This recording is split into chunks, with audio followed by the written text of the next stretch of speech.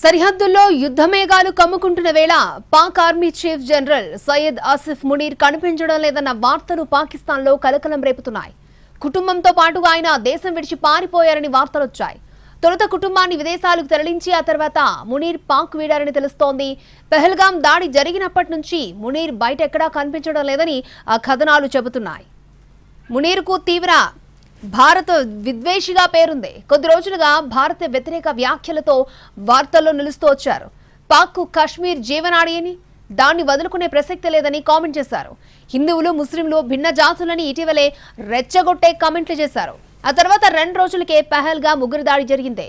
దాడిపై ఆగ్రహంతో రగిలిపోతున్న భారత్ తీవ్ర స్థాయిలో ప్రతీకార చర్యలకు దిగుతుందని పాక్ ఆందోళన చెందుతోంది. అందుకు తానే బాధ్యున్నని అవుతానని మునీర్ భయపడ్డారు. అందుకే దేశం నుంచి జారుకున్నట్టు కనిపిస్తోంది.